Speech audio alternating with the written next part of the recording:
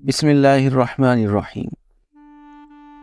ہر تکلیف کی ایک مدت ہوتی ہے۔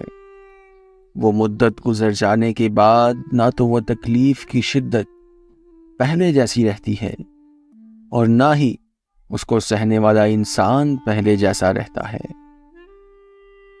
زندگی میں ایک دھوکہ بھی کافی ہوتا ہے ہزاروں نصیحتوں سے۔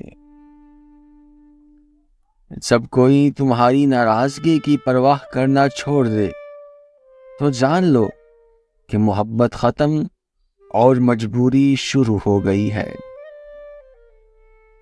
سب سے پہلے جس چیز کا ثواب پہنچتا ہے وہ ہے رشتہ داری نبھانا اور نیکی کرنا، اور سب سے پہلے جس کا عذاب آتا ہے اور وہ ہے رشتہ داری توڑنا۔ اپنا حال اچھا ظاہر کرو۔ اپنی ذاتی رازداری دوسروں کی شفقت سے کہیں زیادہ خوبصورت ہے۔ اکثر اوقات زندگی ہمارا امتحان لینے پر آ جاتی ہے، اور وہ بھی اپنی پوری طاقت سے، اور امتحان بھی ایسا لیتی ہے کہ نہ کسی سے مدد لی جا سکے اور نہ کسی کو بتایا جا سکے۔ خاموشی میں بہت راحت ہے۔ لفظوں کا سفر انسان کو تھکا دیتا ہے۔ خاموشی سے اپنے دن کے کام کیجیے، آپ کا کام خود شور بچائے گا۔ آج کل تمام اچھی باتیں، ہمدردیاں، سچی محبتیں اور انسانیت سوشل میڈیا پر تو موجود ہیں، لیکن انسان کے کردار میں نہیں۔ کسی انسان کی سوچ پڑھنی ہو تو اس سے مشورہ کر لیں۔ اس کے مشورے سے اس کا انصاف، نیکی، بدی اور علم سب جان لیں گے۔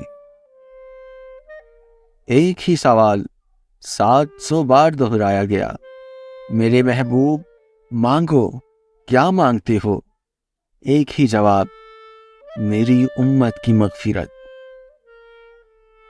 رشتوں کی بقا کے لیے رابطے ضروری ہیں، کیونکہ بھول جانے سے تو اپنے ہاتھوں سے لگائے گئے درخت بھی سوکھ جاتے ہیں۔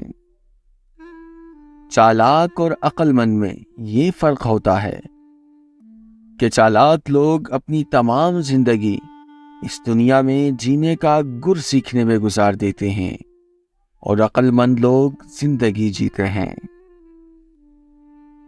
انگلیاں اکثر وہی لوگ اٹھاتے ہیں جن کی اوقات آنکھ ملانے کی نہیں ہوتی۔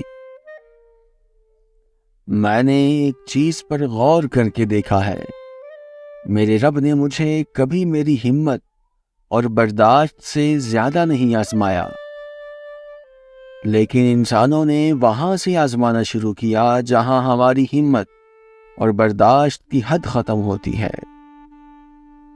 دو چیزیں عورت کو جوان رکھتی ہیں، خوشی اور اچھی خوراک، اور دو چیزیں عورت کو جلدی بوڑھا کرتی ہیں، شوہر کا تلخ رویہ اور پریشانی۔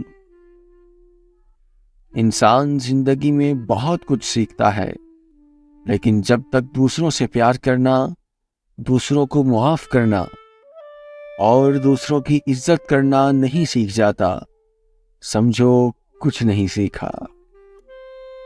روپیہ جتنا بھی گر جائے مگر اتنا کبھی نہیں گر پائے گا جتنا پیسے کے لیے انسان گر چکا ہے۔